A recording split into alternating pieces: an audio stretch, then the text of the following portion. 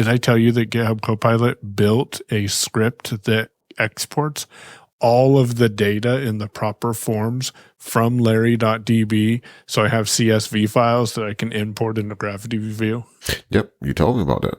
Yeah. And that's actually where I was going to go, not directly to that, but you have been looking at Gemini 3 since it came out. And I still have yet to try it, but I've been hearing good things about it from elsewhere as well, just on the general internet. People seem pleased with its performance. Coding results are good. Copy results are good. So writing stuff for me seems to be pretty good. ChatGPT still knows me better than Gemini does. That's, I think, what's going to always keep me going back to ChatGPT, because the interface for Gemini is pretty clean too. Now, wasn't there some regulations in the EU that said that if you had an online data, if you captured data from users, they should have the ability to export that data? I wonder if I can export all of my ChatGPT data and then look at a way to import that into Gemini so Gemini can get to know me. But I like it. I'm already paying for it. It will generate videos. It generated a really cool video for technically working, and it sounded great, except for it was just music. So it didn't know our audience that well, because it was a 10-second video with music. So I went back and told it to generate with dialogue, and I don't remember what it did. But I've been playing with some video generation on there. You can do that all right there in the web. The coding results have been pretty good for me. I've given it some projects that I want to solve for. But I've also given it some existing projects that I'm working on and saying, hey, can you go delete obsolete code? I will tell you, it is a little bit more aggressive than it needs to be for obsolete code. Because there for a little bit, I hit Control D, and it's like, we're sorry, this module is not available. So I thankfully guided Google to put these into a archived code folder, and it was categorized so I could go find the module and put it back in place, at least to run my daily scheduling tools. But yeah, it's been a good experience. I'm surprisingly good with it. And the voice mode is pretty nice too. It's pretty responsive. Cool. Yeah, I'm gonna check. So you've been using Gemini with the coding stuff mostly in the Gemini interface in the browser, not through VS Code or anything? No, coding has been through VS Code. Oh, okay. Planning for coding has been in the browser. Okay, you just switched your model to be Gemini 3 in VS Code. Okay. Cool beans. Yeah, I'm going to try it out. I started laughing for two reasons. One, you were like, ChatGPT knows me better, which, it's got a lot more data on you because you've been using that one more consistently. But the reason I've specifically laughed is because I went and set up Siri on the iPad and connected it to my GPT account or whatever, so that would be a thing. And then there was the button to download the GPT app. So I was like, well, yeah, let me go ahead and put that on her because I'm not using it on the iPad. And, it probably would be something I'm going to use anyway. So I got signed into that, and I was like, let me just test out typing in here. One thing I've been trying to do is, because I bought this keyboard used before the return window closes, I'm trying to make sure that the little keyboard weirdnesses I encountered in numbers are a numbers thing, not a problem with the keyboard case, because the intention is that Tia will get this keyboard case when I give her iPad back to her. So she'll have, be able to use that whenever she wants to, which is the reason I was willing to spend the money on it for this trial dilly here. It wasn't just like throwing away money. I actually like, would you use this with your iPad if I bought one? So, and I am going to pair my folding keyboard that I like, that I pretty confidently know how it works, and go try out numbers. But I've been just typing in random places too. So I was typing the ChatGPT, and I was like, well, what am I going to ask it today? I was like, I am considering switching from a laptop Mac to an iPad. What are some things that blah, blah, blah, blah, blah. I don't remember the exact prompt, but it's kind of like that, right? Yeah. So it starts, typing out the answer, putting this answer out or whatever. Well, because you operate several businesses, including AT Guys and Spirals LLC, I was like, son of a... Man, it kept relating me to AT guys and unmute for a while. And I'm like, why? I've told you several times. Then I went and looked in my settings, and it still said that I worked for AT guys and see, you hard highly coded involved it. in unmute. Like it just knows that from me doing different things related to the things, right? So that's what was so funny about it, because I'm like, man, like I didn't even mention a company or anything. I was just like, I'm looking at using this for work. What could be some advantages that I may not have thought about, or possibilities with an iPad that you can't do with a laptop. Like it just started rattling off crap. But that was the first thing I got, and I was like, man, that's so funny. And I laughed when you said it's a little, Gemini's a little aggressive at deleting what it considers to be unnecessary obsolete code. Because I listened to Connected, the episode of Connected this week, and Federico made a comment similar. He's like, he prefers Claude for his reasons or whatever. He's like, one thing that he noticed with Gemini is like, even with like a simple HTML page, you could tell it, don't change anything else. I just want you to update this thing. And I'm like, here, I rewrote the whole page for you, and now everything is fixed. He's like, but I told you not to do this. It's like a 3-year-old coming to you. I did this. I did it all this way. And you're like, that's the way I told you not to do it. It's exactly what I told you not to do. Exactly what I told you not to do. Which takes me to a whole conversation we're not going to have. So I've been using VS Code with GitHub Copilot. Haven't been any secrets about that. I've been enjoying using it. It's been a great learning experience. But I also thought, what is it that AI can help me do when it comes to other projects? And my primary use of AI has been to build this builder tool. And this builder tool has been great, but it's also been a disaster. And I say that in the nicest way possible. I have become a technical support team of 1 for 1, but that impacts multiple people. And little things keep getting broken. I don't want to say it like it's a bad thing, but things happen to the builder tool, and every once in a while things will be broken. But then, like last week, I sat down with ChatGPT and I said, hey, you know a little bit about my builder tool. Here's a couple of Python files. I'd like to be able to have a way I can overwrite the natural logic which prevents me from duplicate booking a event in the same account for multiple hours in a row. Because right now, the logic that I have in place is that if an event happens in a account, we'll say account 1, you cannot book another event in any meeting in account 1 for a half hour before that event or a half hour after that event ends. So if that event's 1 hour, you have to wait that whole what would be equivalently 2 hours with a half hour on each end before you can book a event in that particular account. We've got an 8-hour Thanksgiving, it's called Friendsgiving event that's going on Thursday. And it doesn't make sense to have people switch Zoom accounts to go to each hour of the event. So that was the problem I needed to solve. And I sat down with ChatGPT for about 10 minutes, talked back and forth with it, said, I mapped out, here's the problem that I need to solve. Here are the current constraints. How would you recommend me solving it? And it came up with the fact that I could create a context menu for the event, and in the context menu, have an option that would copy event to next hour.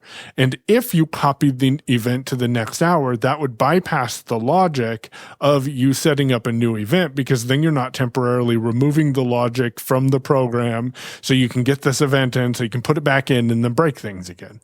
It didn't say it that way, but that's the way that I read that. I'm like, that's a brilliant idea. And I think I called Damashe and I'm like, we need to talk about how chat or AI can be used to help with work and being more productive. Because related to this issue with Builder, the other day I sat down with with, I think, Gemini and said, here's what I got going on.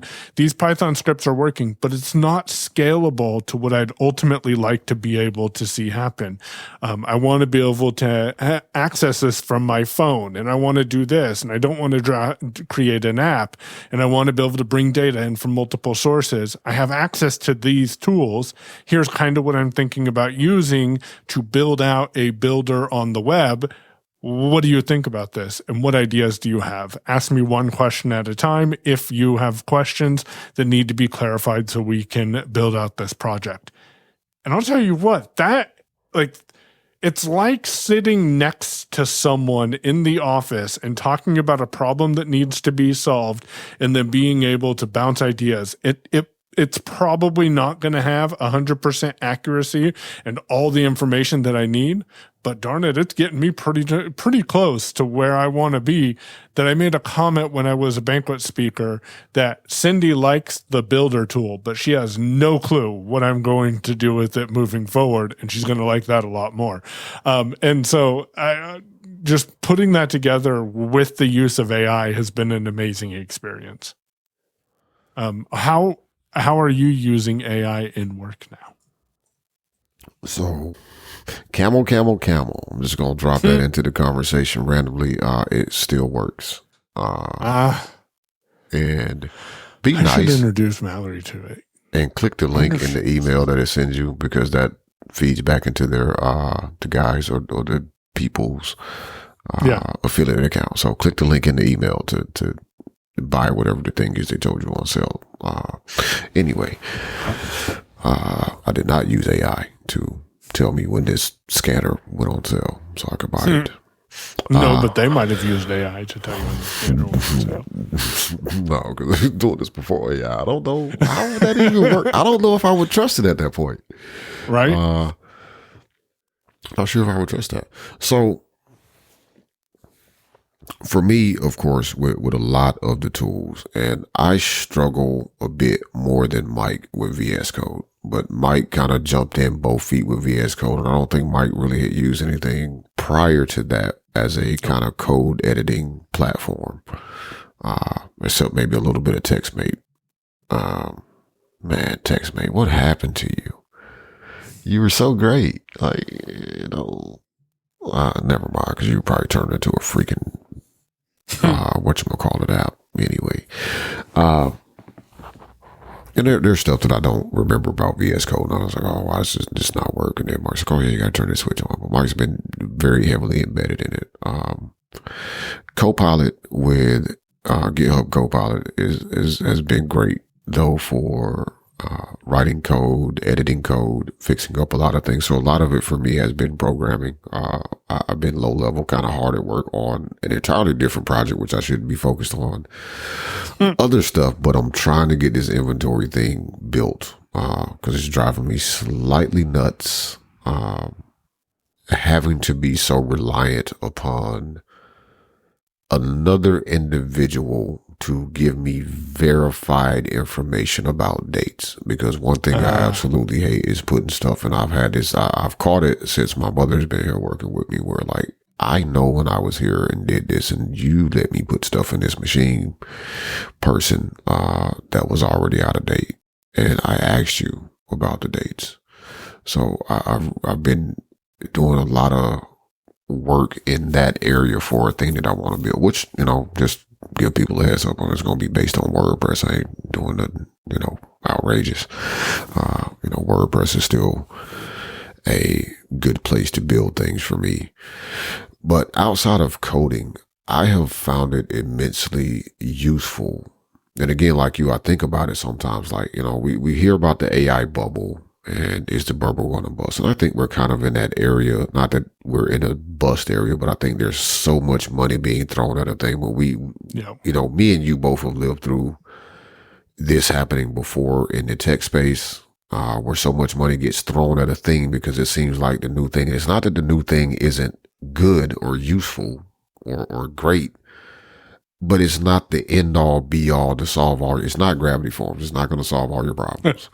Yeah. The .com thing was like that, right? There's so much money and so many companies that failed that were just getting money just thrown at them by venture capitalists and different people in the financial space.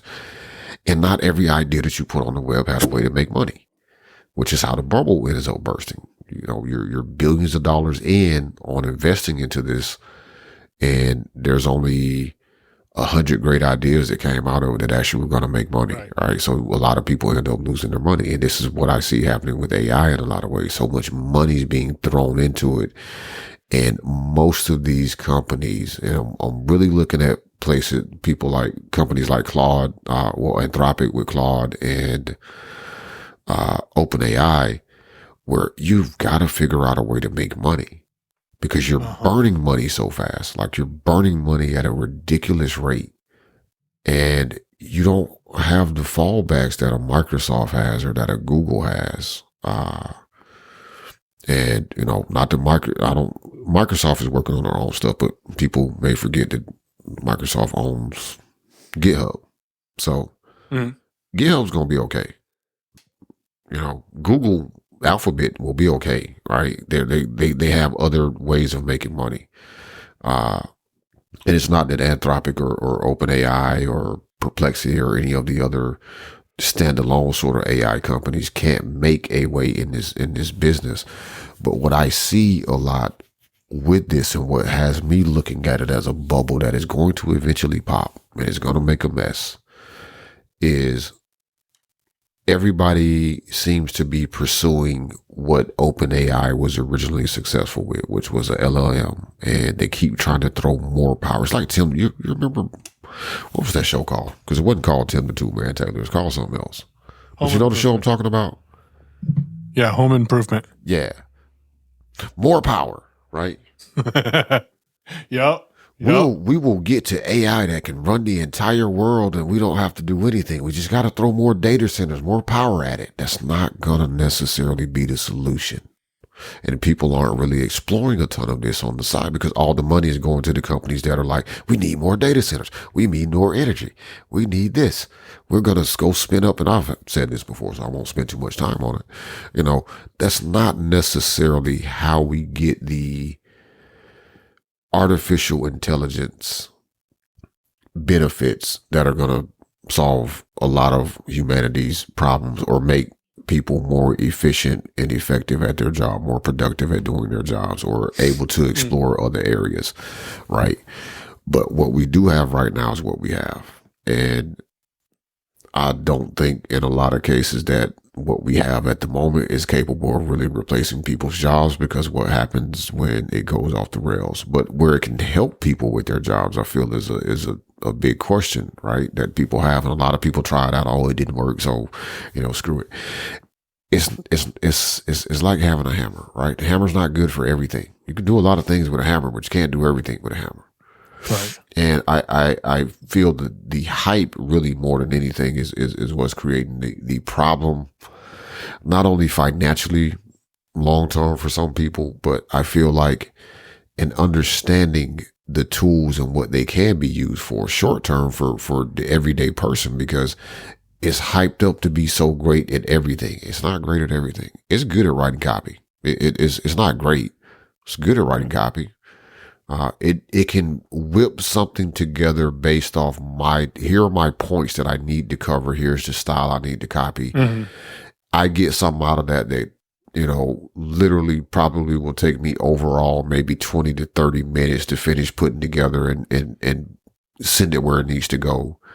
Cause I'm going to do the little modification to whatever it spits out. Right. But from working with me at AT Guys, like I hate it. Like I would be like, look, Mike, I'll do all of this stuff over here if you go start working on the newsletter. Cause I hate trying to start writing something from scratch. It sucks. And it does.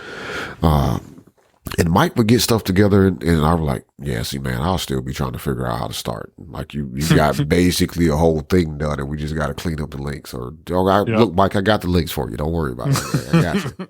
And it worked out well. Like, yeah, it did.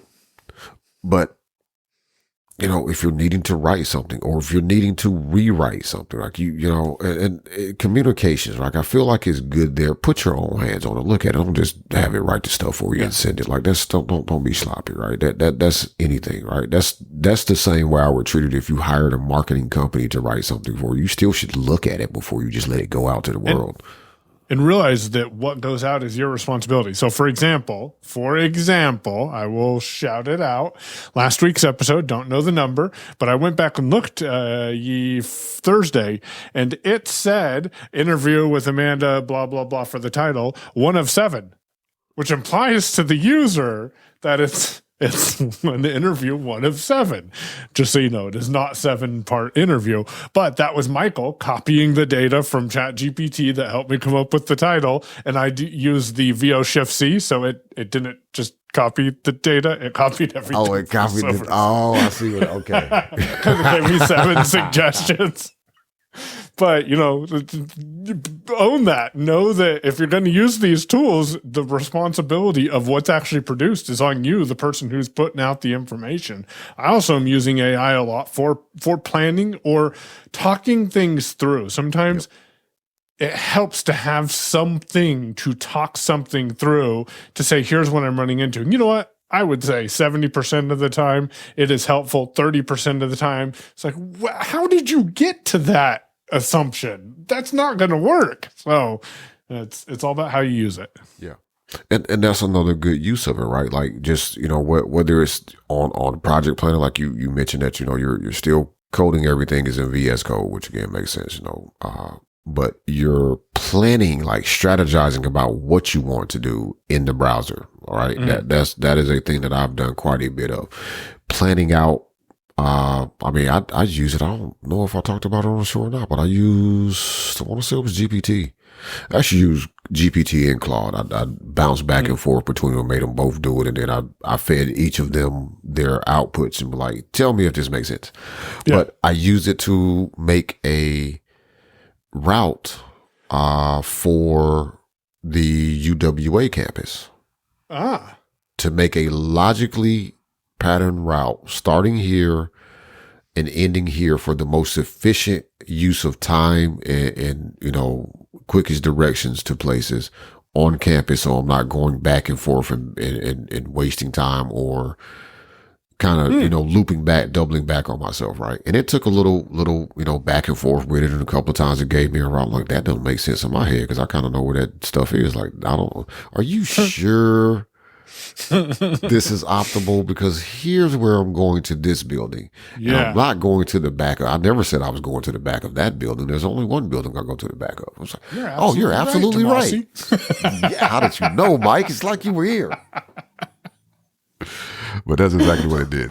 So, there's that aspect like that. That was just something that occurred to me because I'm like, I haven't found a person that could confidently do that for me. And your route may not make sense to me. My route may not make, and there's certain things I want to not have, so I did that. Like that was the thing I did. Like that was very helpful to me. I actually have a planned route, for that campus that makes more logical sense for traveling, which means when I'm done, I can leave and I can reverse that route if I need to, if I want to come in from this end of campus as opposed to that end of campus, because I probably want to sometimes check on this machine that will be the end because it's a slower mover. So I want to take a look at it and see if there's any stuff I need to move out of it into a, faster moving machine, a more higher traffic machine.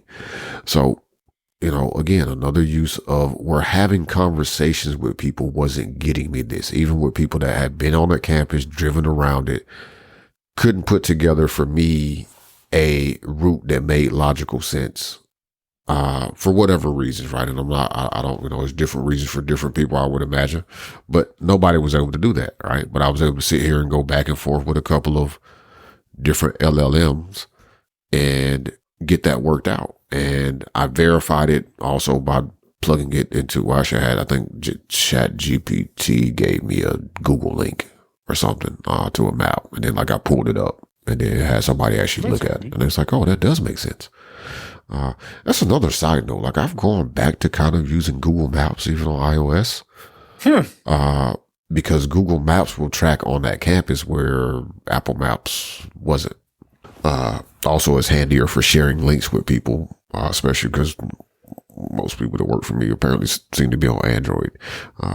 Because, people that can afford iPhones don't want to work. No, I'm just kidding. Like I'm saying. Wow. They got enough money. They don't need to work for me. No, I'm kidding. I did have one person, but everybody does have Android phones, for the most part. I think I had one person that was an iPhone user, but everybody else has been Android. But Google Maps is quicker for doing a lot of stuff, honestly. So like I have it on my phone where I hadn't had Google Maps on my phone in years.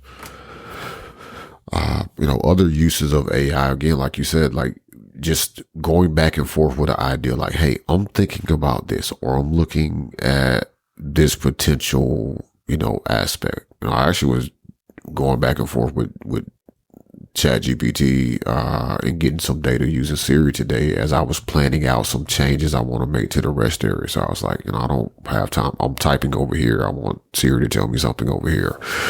Using ChatGPT to look up that information, like get me the measurements for this kind of machine, or get me the measurements for that machine, et cetera, right? And then because I'm planning out, like I want to add a couple of more machines to the rest area. And I was like, well, if I have the dimensions written down right here, when I next go up there, I can just take my tape measure and just measure.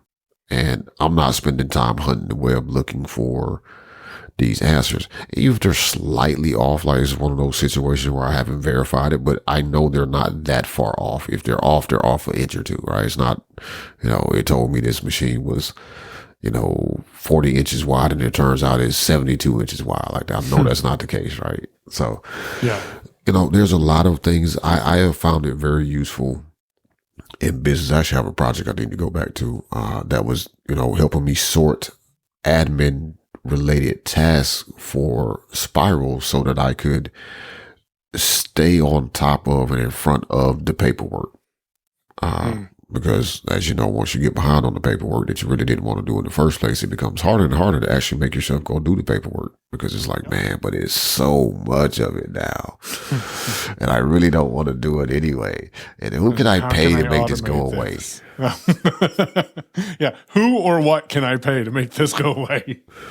It's like, now that is a scenario because somebody may ask, why don't you just pass it through the LLM? Well, first of all, I don't really know that just because I uncheck the box that says don't train on my data, you're not training on my data. I'm fine if you train on code that I use, because you know what, the code that I get out of any of these things probably is being, it was educated, to use a term, from other stuff publicly on the web, right? So and hopefully I can guide you to make the results more accessible if what you built is not accessible. Right. So see, there's a loop there to be involved with. You were trained on data that came from the internet, which is why I would have been searching for some of my answers anyway. And I can feed back into you things that are going to maybe trickle downstream at some point around accessibility. But handing you some bank statements and invoices, like, I don't know what the hell you're doing with that data. Not doing it. It's not about to happen. There's also the fact that in the cases where I have uploaded either completely innocuous, so there's no way to track this data to any specific thing, or sanitized information, it seems to struggle with spreadsheets a little bit sometimes. It can output them great, but you feed it something until it modified is, like it's going to hose that. I still have not, and I haven't tried Gemini yet. I haven't tried it recently, but just uploading the Excel spreadsheet that contains the catalog for one of my suppliers, like it munged it all to hell. And I was like, just give me back an export that looks like this and strip out all of this stuff. And like I basically did it by hand, because it's not there yet, right? No.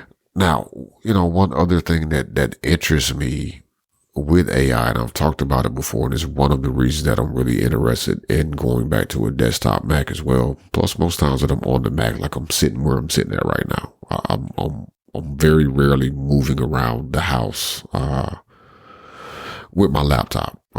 It generally, nowadays when I travel, I'm traveling for AT guys, so I don't really need a laptop there. Like, just use the phone to take payments. Like the card reader doesn't even connect to the laptop, so like that's not even a thing. But another reason I'm really interested in going back to a desktop is being able to run some of these local LLMs. We're getting some pretty decent. I posted a link today as we're recording to Mastodon about a new completely open source large language model that kind of works okay. It's sort of on par to probably not 5.1 or GPT or Gemini 3 or whatever, but like, it's more up to snuff and it's completely 100% open. So you can actually go back and track and see how it got to the answer that it gave you if you desire to do so. But it's something you can run locally. And and this is kind of getting back around to where LLMs and where the AI stuff can be useful to people. I think as we get more, not just locally run stuff, because it's not going to be something we need easier ways to package it up. But I think more focused LLMs, this is something I haven't tried, and I'm curious if you've tried this at all with the coding stuff, right? Like, I feel like to a certain extent, what gets fed through Copilot, whether you're using GPT or Gemini or whatever on the backside, is a little more refined specifically for code, right? Yeah. Like, I don't think you can feed an answer. I don't think you can type into the chat window in VS Code and be like, so write me a one page something. I don't know. Right. Like, ask it for generic text. Yeah. That's not related to coding. Yeah. You could probably do it, but the results might not be what you expect. But I'm curious if coding results with the exact same prompt going through VS Code and Copilot's filters versus putting it directly in the browser yield anything different. Because I feel like Copilot and GitHub are like they're tweaking and optimizing specifically for code tasks, right? And I think as we get more focused LLMs or maybe even smaller language models that can be locally installed, and both Microsoft and Apple are kind of making moves in this direction with their own local stuff that runs. Apple has its Apple Intelligence. They're still going to end up being an architecture to just plug in other stuff. But let's say it's just as simple as downloading an app at some point where it's like, oh, I am a part of my job is, fill in the blank here. And there's, a couple of different LLM options I keep saying LLM. There's a couple of different AI options, small language model options that are really laser focused, targeted at, marketing. Let's say for my benefit, could be focused at marketing, vending services or food services, right? And I can dial that in further by, answering a few questions. It's like, well, I do vending machines and I offer coffee services and water delivery services and yada, yada, yada, right? And then that little model running on my computer or on my phone could really laser focus in on conversations around that particular topic or help me create marketing material or web page stuff or even just, responses for customers, different things, because it's focused on a smaller area. And we're running this locally, so you don't have maybe the concerns about pumping some of your personal data into it because this is on your computer. Like, you can disconnect from the internet if you're that paranoid and still have it work. And I think that's where we really need to go with a lot of this. But you can do some version of that with the LLMs we have now just by telling it, even in just whether it's a specific conversation or by going in and editing your settings in a lot of them to give it very specific things. Like if you only want to use it for this particular task or these types of tasks, give it those details. It builds that memory. It's like I said, I've never went in and edited my personal settings to say, I work here and I work here and I own this business. But it remembers because I've asked questions like, hey, take this information, rewrite it, format it this way, and make sure you write it in the style of other product pages at AT Guys. Or, with spirals, I'm doing such as now it knows I work for, I run spirals. It thinks I own AT Guys. I don't own AT Guys, but whatever. It's not always right. It knows I own Bedrock. So it's got all that plugged in. It pulled up some stuff about technically working also, because it was telling me about apps I could use to record my podcast. So it's very funny. Very funny to me. But you're able to do that as well with the existing models. Everybody has a free plan, except Perplexity maybe. No, they have a free one too. I actually haven't been using that one as much, and I have the free pro account, but I haven't been using Perplexity as much. Gemini, Claude, like Gemini I need to get back to. I didn't like it at first. It was much better than the thing we first tested with Bar, but yeah, it was not nearly as good for a while. But you can train them to a certain extent to remember your preferences, or only sometimes you have to remind it, like, hey, don't you remember you're supposed to give me my answers with headings starting your answer so that it's easier for me to navigate, right? You remember? Oh yeah, you're right. Kiss ass. Yeah, you're absolutely right.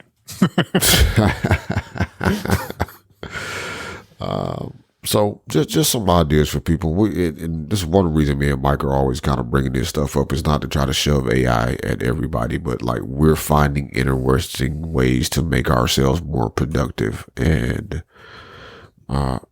it's good for just bouncing ideas out there. Like Mike said, if you're looking for a side hustle or things like that, go to the LLM, chat with it about things that you like. You're not giving up personal info by telling it you like to sew, and you can sew this type of thing or that type of garment, and yada yada yada, and maybe it gives you an idea to do some maybe in a couple of months you got an Etsy store up and running. There you go. Well, we'll wrap up this episode of the show with me talking about a product that I recently picked up, and it's all because of the podcast that I bought this in the first place. Because I said months ago that if Zoom would just release a P4 that had the built-in accessibility, like the Essentials lineup and now the Studio lineup, I would go buy it. I didn't say I would keep it, but I did say I would go buy one. So when they announced it, I pre-ordered one because I said, man, I got to do it. Like I for about 5 seconds tried to convince Mike to buy one too, and I was like, no, you don't need to buy one. I'll buy it. We'll see how it works. Because I said I was going to do it. Mike didn't say he was going to do it, so I had to do it. Because we try to be transparent. We try to do what we say we're going to do and own up to it when we don't.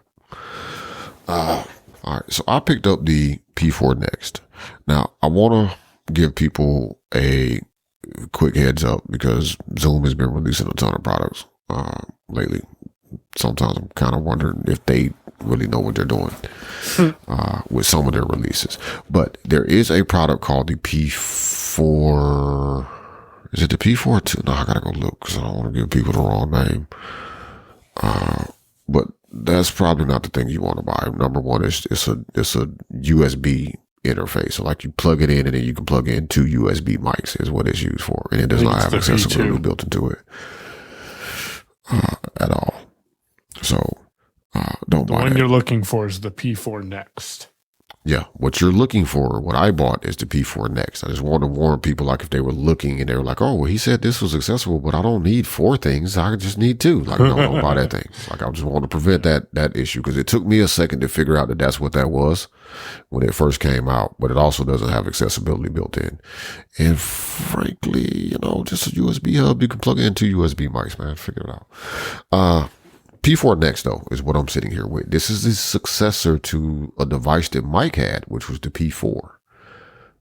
And shout out to Steven Scott for buying a P4 a week before they announced the P4 Next because he made that happen. So I appreciate your service, sir. Thank you very much. Also, it costed me money, so, thank you.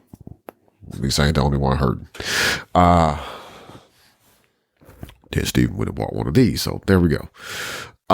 Mike had the P4. So I'm going to start here by asking Mike as much as he can remember, because I know it's been has it been 2 years? Possibly 2 years, since you yeah. had it? So what are your memories of the P4 original? What made you buy it?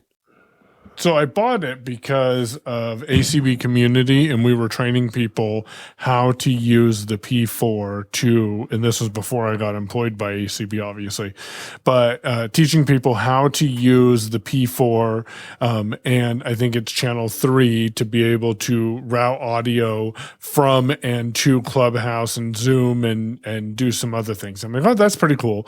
And it sounded like a pretty awesome portable device. What I remember is I opened it and I said, this feels cheap. And it was very plasticky. And honestly, my first impressions were not very good. And then there's some audio somewhere out there. I mean, I know where it is. I just got to find it in my Dropbox. But I tested it and I heard a lot of hiss noise in the P4 recording. And so then I sold the P4 and I went down an avenue, which got me to my current setup, which is probably going to change in the next year or so. But okay, we'll come back to that. All right.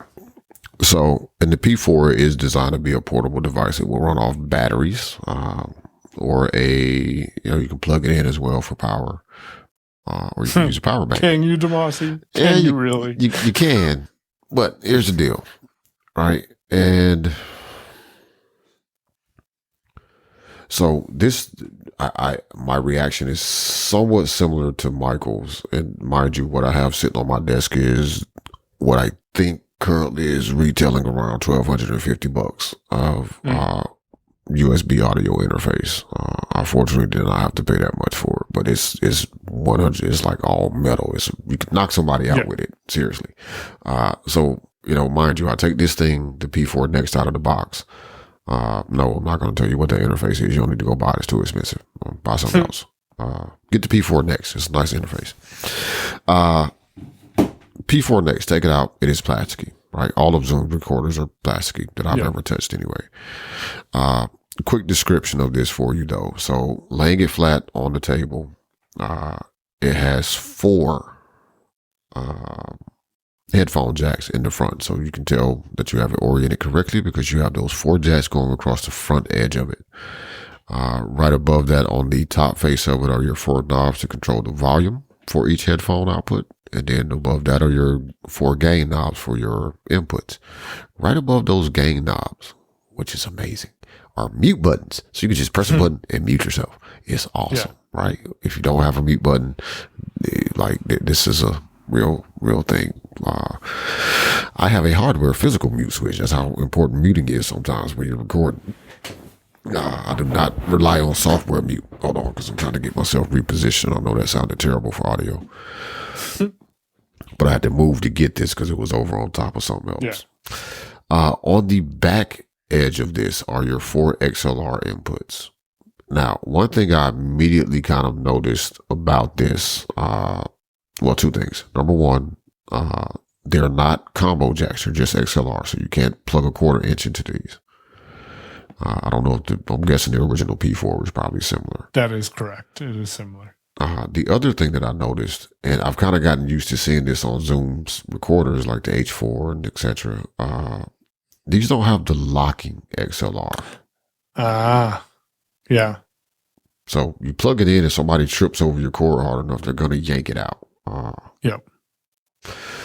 But that being said, side of it, left side, you have a switch towards the back edge. That is your phantom power on and off switch. And it's either on or it's off. You can't pick which channels get it or which channels don't. It's on or it's off.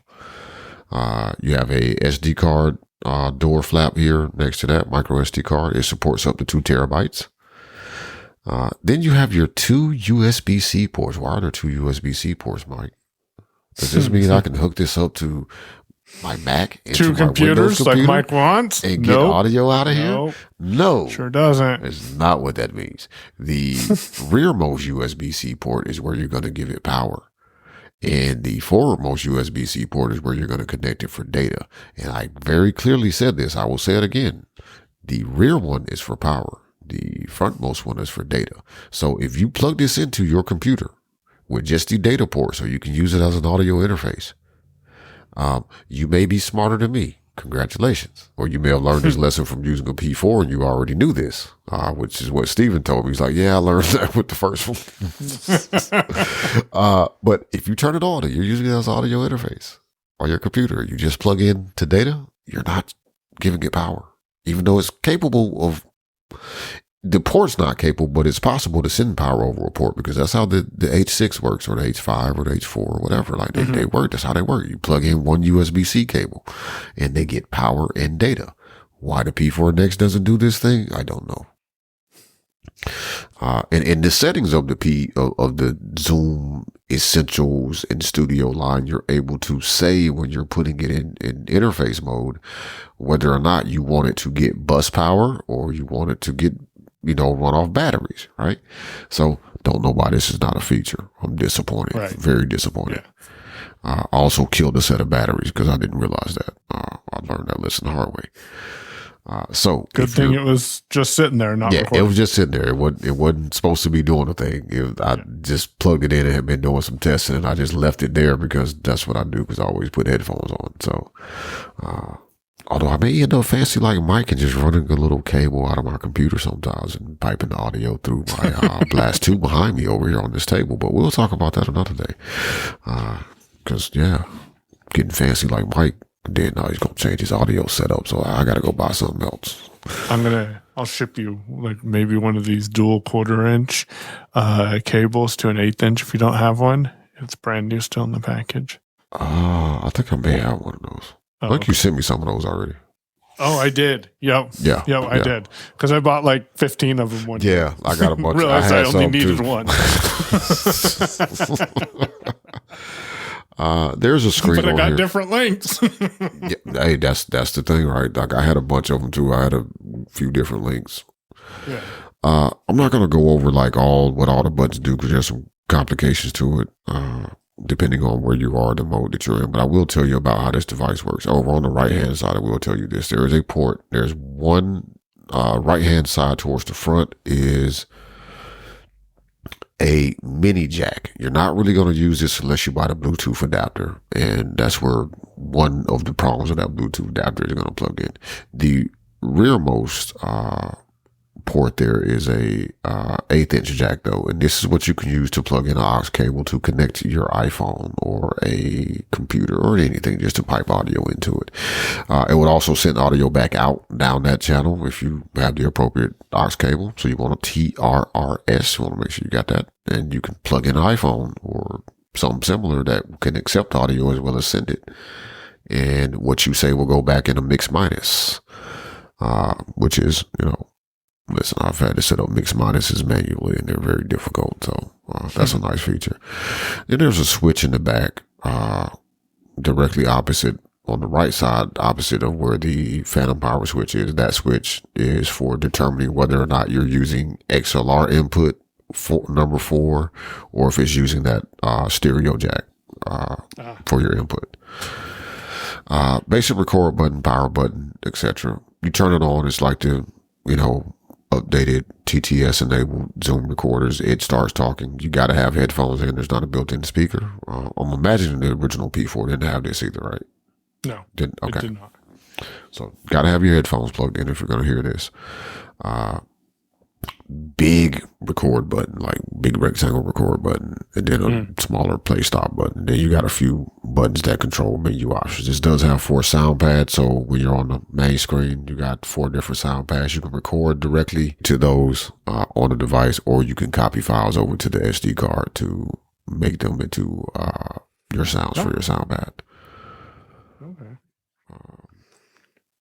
And then now one feature that this had that I was interested to try out and instantly didn't like it and probably will never use it ever is the AI noise reduction. So this does have some built-in EQ stuff. Some built-in filters too.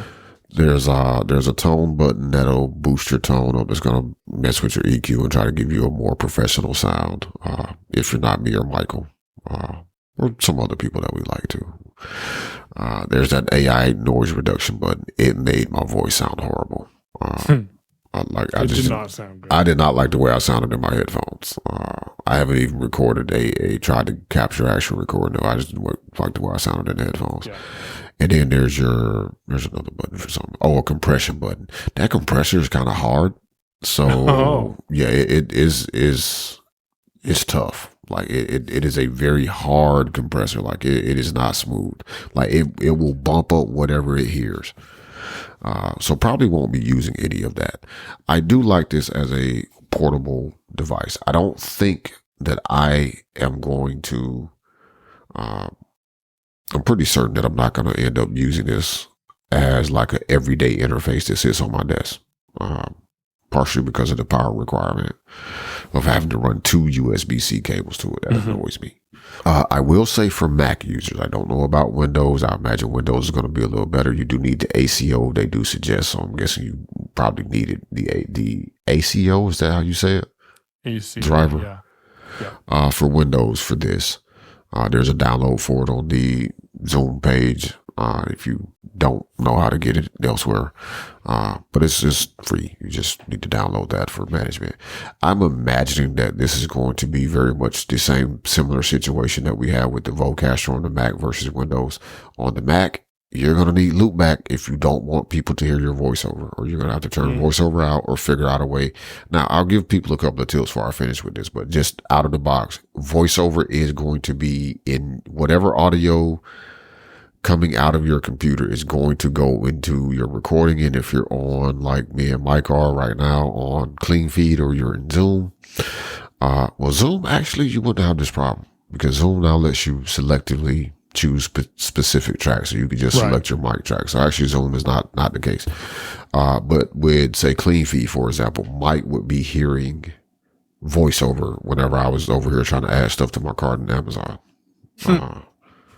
He might ask me why I was buying more batteries. It's because I actually only bought 24 and I used all of them. Also tilt the set, in here. Oh, this takes 2 AA batteries. Just because I don't think I actually mentioned that. It does take 2 AA batteries. So if you are a Mac user and you're looking at using this, I honestly can't speak to free options. I know Soundflower was out there for a while, and I think get Loopback. Yeah, to save yourself. Like that's where I'm going. Is like, get Loopback. Yeah. Because there's other tools out there, but Loopback is the best. And hey, I think they actually have a sale going on right now. So I think they are, or they will be. It depends on when this episode comes out. Yeah. But go check the Go check the Rogan Media site. Loopback, is going to be accessible. So yeah, it's going to be Damashe accessible. And I use. And the thing is, like, it's a well-written app. So what used to happen, and I can't speak about any of these tools, because ever since Loopback came out, I stopped looking at them, honestly. But I know when I first tried Soundflower before there was a Loopback thing, and other virtual tools, there's another one out that I can't remember the name of now, that was kind of open sourcey. As soon as you install it and you're done with the installer process, guess what? You don't have any voiceover, because it automatically makes itself your default system output. Loopback don't do that. And I meant to say it just like that. Loopback don't do that. So just buy Loopback. If you're buying this for the purposes of needing to do, audio routing, you're gonna need Loopback anyway. So just buy Loopback. Like, don't play. Go ahead and buy the bundle. Get it done with. Get the podcast bundle, so you get Audio Hijack too. I don't care about Audio Hijack. Editor, you get Loopback, and you get Farrago. Just buy the bundle. But I don't use Fission. Yeah, they've been working on Fission accessibility. I have Fission now. The only reason to have Fission, if you ever feel like you're going to, more than rarely, which it may be something you might want to look at, Mike, at some point, if you find yourself having to do this, you need to edit an MP3 file, and you don't want to, screw up the compression any more than what it already is. It's a lossless MP3 editor, so it doesn't mess with it doesn't recompress it. Okay. Maybe I should look at that. Good to know. Yeah, they should give me a check. Is all I'm saying. They should give us a check. Like, it's not just me. They should give us a check, because we but it's okay. Just keep making great software. We'll be all right. Keep making great software, and we'll be happy. Keep sending people to. Now, I will give the more casual Mac user a tip, depending on what headphones you use, and how you want to work this. I've done this because I was doing a very weird thing with routing at one point, and I wasn't using Loopback. So what I did is I routed my voiceover audio. Actually, I routed all the system audio except for mic, coming out of clean feed, out to an AirPod. So I was sitting here with an AirPod in my ear and then my over-the-ear headphones on as well. So if you use this and occasionally you got to think about that deal, you can do that. Just go buy Loopback. But if you're going to be doing it, that's for, let's say, somebody who buys this because it's accessible and it's portable, and mostly they're going to just be recording to their SD card, but sometimes they're going to be in situations where they need to connect with people remotely. It's not necessarily worth figuring out Loopback at that point. That's just a side tip. But if this is something you're going to, like, if you're going to be showing up every week doing community stuff with ACB, or you got a podcast with co-hosts or guests across the internet, and you're not using Zoom, just buy Loopback. I mean, buy Loopback anyway, because it's great software. If you're doing audio stuff, it's helpful. This does show up all of its channels in Reaper on the Mac, much like the Vocaster. Its channel layout gets weird real quick. Now, at least it does logically go channels 1 through 4 or inputs 1 through 4. But your output is channels 5 and 6. So, don't add those to your, if you're Reaper doing project multi-track, as an input. Yeah, don't add those as an input. Don't select those as inputs because, just don't do it. Not good things will happen. No, very bad things will happen to your ears. Don't do it. I took that hit for you so that you will not do it. Channels 5 and 6 are your stereo output from this device. If you're in any sort of audio interface, in any sort of digital audio workstation that supports multi-track. So that would be Reaper, Logic, Reaper. Because that's the only one that exists. Yep. Like I said, Windows, I think this is going to be much like the Vocaster, where you will be able to selectively just choose your channels for what you want to hear. So it'll be a whole lot easier to manage audio routing. I don't know that for a fact. I will test that at some point on a Windows computer. I'm not even going to do it through Parallels first. I'm going to try it with just an actual Windows computer and verify that works as I expect. But I will keep it. It does feel plasticky. It was $179, which for what you can carry with you in a small package, it really isn't bad. No. And the Vocaster 2 was $249, I think, for a little bit, wasn't it? Yeah, it was. You are right. And you couldn't record on board. That's true also. It only had 2 inputs. So, a whole lot of advantages over the combo Vocaster. jacks. And they were not combo jacks either. So there's that aspect. And this is actually meant to be portable. Like, I could throw this in a bag. Like, I bought a little case on Amazon. And I could just throw it in there, and, like, because I already got my microphone and stuff. So, like, I could literally just throw this. And this is what I'm going to actually intend on using it for. So, little ridiculous if you look at it from one perspective.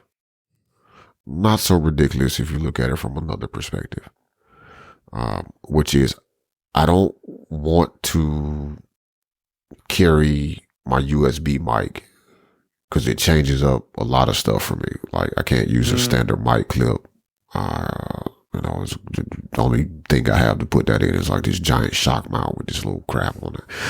There's that aspect. Plus, I just really like, if I'm not going to be on this microphone, I really like my Beta 87A. Like, it's still hands down to me overall, even though I love the mic I'm on right now. Like, just generally speaking, somebody asked me which microphone should I buy, the Shure Beta 87A. That is the microphone. Like, that is the it is the go-to, and it feels nice, and it sounds good. Great, man. It is a great. And it's been solid for me for 3 years. You've had yours longer, I think. Yep. And I was recording my test recordings to check out stuff on here on the P4 with the Beta 87A, and man, I sounded good. I was like, hey, should go to the cafe and do a podcast right now. I don't know why, but I just should do this. Cafes with Damashe. But it's a nice interface. It does speak when you turn it on, power off. It'll tell you when batteries are getting low, all of that stuff. So if you need something like this, it is a little overkill. I think if I had to give you some downsides to it, I think that audio routing thing is just a general side effect for this type of device in general, because we've seen it in a lot of cases.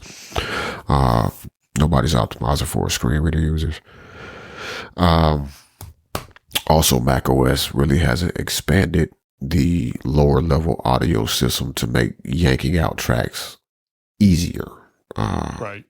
So, that's where Loopback comes in and saves the day. Shout out to Rogue Amoeba. And thanks to Apple for, once again, giving Apple credit for working with those guys to make the installation process. Speaking of which, smoother. Quick side note, because you had to do this. So when you reinstalled, you may have told me this already, but when you were resetting up the Mac and you got around to putting Loopback and Audio Hijack or whatever tools on the right, how easy was that process compared to what it used to be? You installed an app. Like, there was no recovery switch to or anything like that. It was you just installed smooth. an app. Yep. All right. Shout out to Apple, man. Thanks for doing that. I really appreciate it. Seriously. Yes. Makes my life easier. It makes us supporting people that need these tools a whole lot easier. Rogue Amoeba, if you could do one thing for me, I would say this. Make it possible to export a configured virtual device from Loopback so that it can be imported somewhere else. Or at least let me set up like templates, because I get why you may not be able to export a device because all hardware isn't the same. But let me have templates I can just throw on someone's computer and plug in the actual physical hardware apps. Although we do have the advantage, at least now on Mac OS, you can remotely connect to a person, Mike. So, I still would like to be able to export, because sometimes I will, how you do sometimes when you wipe your Mac and, I can export my audio hijack sessions, but I can't export my Loopback devices, and then I forget how I built this thing. Yeah. And I'm trying to figure out. So, had to rebuild things and then wonder why they don't work and then fix other problems. That's an added benefit. Because I'm came out of nowhere. Well, good. I'm glad you got it. I'm glad you're liking it, and support your engineers, development teams, and companies that have an interest in accessibility and being able to make their devices usable by someone who's blind or sight impaired out of the box. This is a different world that we live in. Last time we talked about my washer being accessible for me from the touch panel, and I can go do anything. Damashe's talking about how he can access a recorder just by turning it on, and it comes out with the information. If you would have told me 10 years ago, 15 years ago that this was the case, I think I probably would have been shocked and not believed it at all. So keep supporting those organizations who have the appearance that they actually care.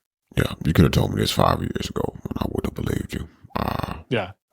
We really are in a different space. There are several products from Zoom that are completely accessible that will meet your needs. Before we close this out, I want to give a couple of, because I got to be me, so I got to give you a few dings on this that I wish they would have done this. And then I want to give people a very quick high level kind of where would I buy this versus one of the other Zoom recorders at this point. I think if you find yourself just needing to do if you're doing me, right, you're going to do some podcasting and you want to have some lights you can travel with, etc., or you could find yourself in a situation of plugging in a couple of mics to do a show and you need to be able to record locally. This is probably the cheapest, quickest way to get into it. And you have some things there too that are designed specifically for podcasting or live streaming. Does work well with the phone. Tracks show up in Fairlight. At least I haven't tried any of the other audio apps, but they do show up in Fairlight. Where I would look at other Zoom recorders, and that's why I want to give a very quick high overview of this, because there's so many different Zoom recorders out there that are accessible that it really depends on what your needs are. If you're going to be more in the field, I would say. If it's more rugged or you have more needs, if you need combo jacks, you're going to have to go to another Zoom recorder. So if you're trying to do instruments of any sort at all, you definitely got to go to a different Zoom recorder over the P4 Next. If you're looking for, let's say, example, I'll give a good example. So if I just wanted to stream a convention, this might serve the purpose, the P4 Next. If I were looking to, say, just pull audio off of a board as a secondary or even primary or secondary recording for an event going on, I would go for something like the H4, the H5 Studio or something along those lines, one of those recorders. But that's kind of my take. Now, here's what I wish they would have done. I wish both of these USB-C ports were data and power capable, and that I could plug into 2 different devices and have the audio come in. I wish that there were a little bit more onboard routing capability for me to determine what gets sent where. I don't know how they would have done that. Well, I do know how they would have done that. I won't get into what they could have done because I don't know how they did what they did. But anyway, I wish that I could say, for example, don't send USB audio back out or whatever.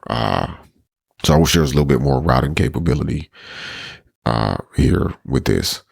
I wish that it was more than 2 out.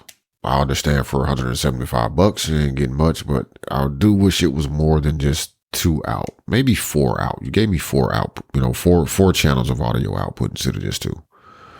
I forgot to mention that too. You can set this up so that it sends just stereo audio or it sends multi-track. So that's the thing. Same thing with your recording setup.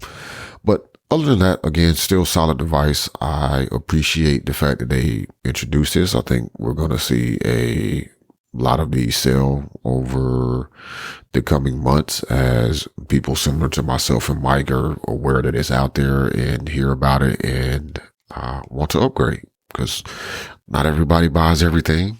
And it's a good upgrade. I think it's a solid upgrade. I think if you like the P4 for what it originally was, you'll like the P4 Next, especially if you need the accessibility features. Good. Sounds like a solid purchase to get to add to your audio collection. And we take no responsibility for the decisions you make with your finances. But you've heard Damashe's thoughts on it. Yep. So we want to thank everybody for listening. Whoa, Mike's going to have to do an outro. I know. Unless you want me to send you one. I can send you one if you want me to.